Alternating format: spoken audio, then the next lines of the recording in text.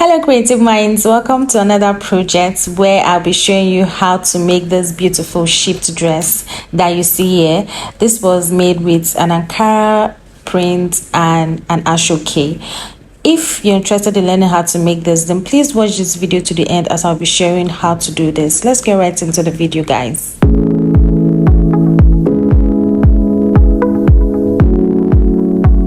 So like I said earlier, I'll be making use of an African print and an Aso-Oke that I had lying around for this project.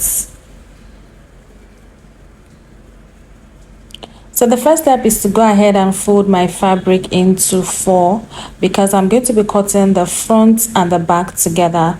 So I'm going to be folding my fabric into 4 using my hip measurements divided by 4. Then I added extra 3 inches. So if you want it very wide, you can do 5 inches after measuring your hip measurement divided by 4.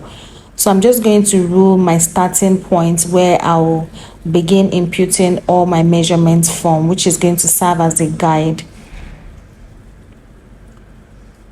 So now I'll be putting my shoulder measurements. Then I'll also be including my sleeve length, how wide I want the sleeve to be. So this is more like I'm cutting it together with the sleeve. So from that point, I went down by 1.5 inches for my shoulder slope. Then for my neck depth for the back, I'm going 1 inches and I'm doing 4.5 inches. So 4 by 1.5 inches for the back neckline. Then I'm going to be ruling a line across down to connect to my shoulder slope. Then I'll be going up by 1/2 inch, which is going to serve as joining allowance for my shoulder. So the next step now is to go about imputing my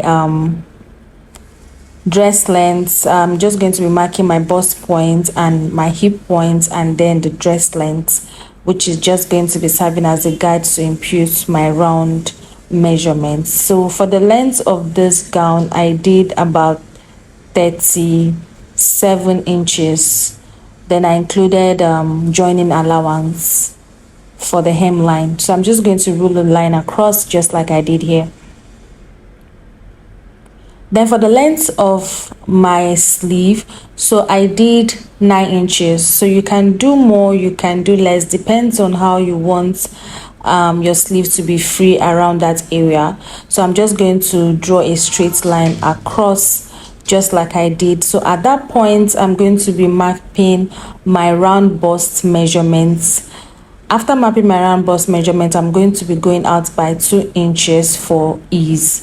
So from that 2 inches for ease, like I said, you can do 3 inches or even 1.5 inches. It depends on how you want this bubu to sit on the person you're making it for.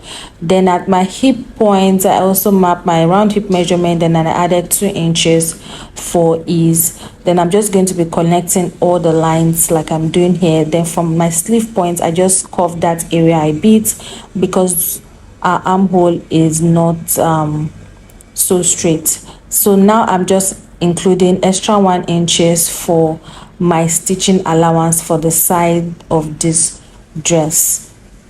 So you can include it when imputing your measurements. That is your normal measurement. So after imputing your round measurements divided by 4 plus extra 2 inches, so you can just do extra 3 inches so as to just cover your joining allowance. So now I'm just going to go ahead and cut out just like I'm doing. Then if you observe the shoulder part, I'm going to be cutting 1/2 inches above the initial measurements, which is going to serve as my joining allowance. So now we're just going to be taking out the back piece. Then we are going to work on the front neckline of the dress. So for the front neckline, I went down by about 10 inches. So it depends on, I did 9 inches. So it depends on you, so just go ahead and just do what works for you. So after imputing the 9 inches, I ruled it across my initial shoulder, then I cut it out. Then the next step now is to cut interfacing for all our neck measurements. So this is what it looks like by the time I was done. So now I'm just quickly going to cut out an interfacing for the front piece.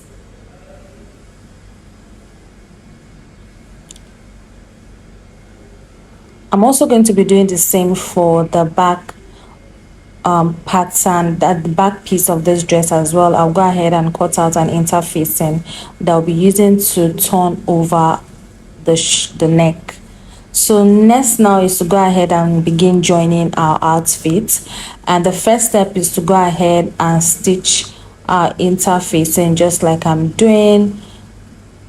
I'll pin it down, then I'll stitch outside and turn it over to the other side of the dress. I'll do that for the back piece as well. So this is what it looks like by the time I was done. So next now is to go ahead and insert our Aso-Oke design. So you can do any plain material of your choice. So I had this around for a while now, so I just decided to just make use of it. I had to join it together to be able to make it this long. So I folded it into two and I placed it just like I'm doing here.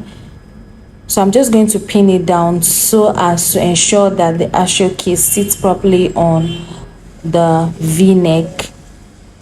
I'll just pin all sides and ensure that at the center, it's at the center point. So from the center, I'll just go ahead and rule a straight line like so. Ensure that this line is straight, because if it's not straight, it's not going to come out really well. So ensure that it is laid properly and is straight. So I'll go ahead and stitch all the way down.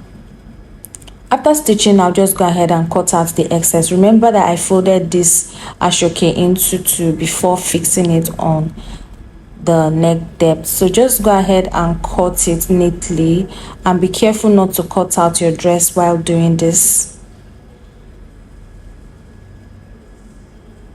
So after cutting it out, the next step now is to just open it up. I'll just take out my pins and I will flip it to the other side of the neck, and you can see how beautiful it already came out. So just place it very well, give it a good press, then pin it to the other side. Then I'll go ahead and stitch all the way around this outfit for this Aso-Oke to lap properly on the dress. So after stitching it, this is what it looks like. So the next step now is to go ahead and work on the pocket area. So the pocket area, I'm just going to measure down to my round, that is my waistline. That's where I want the pocket to begin with. Then from the center of my dress, I map out 5 inches where the pocket will start from, and another 5 inches where the pocket will end. So basically the pocket is going to be like 5 inches wide, like 5 inches wide. I hope you understand what that means. So you can do your 6 inches, you can do 7 inches, depends on how you want the pocket to be. Then I've gone ahead to cut out the pocket, so it's about 8 inches long by, so yeah, I did 6 inches. So by the time I fold all of them in place, it will go back to 5 inches. And I cut out Aso-Oke piece just to design the upper part of the pockets. So this is what it looks like by the time I was done ironing them in place, and I top stitch the Aso-Oke on top of the pocket. So now I'm just going to top stitch on it on the dress, that's the front part of the dress. So this is what it looks like by the time I was done. We're almost done with this dress. So the next step now is to go ahead and place our back piece on this front piece, and we're going to be joining the shoulders together. So after joining the shoulders, I also join the sleeve part as well. Then next I'll join all the sides of my dress and I'll fold the hemline. And basically that's all for this tutorial, guys. I hope you learned something. See you in my next. Bye.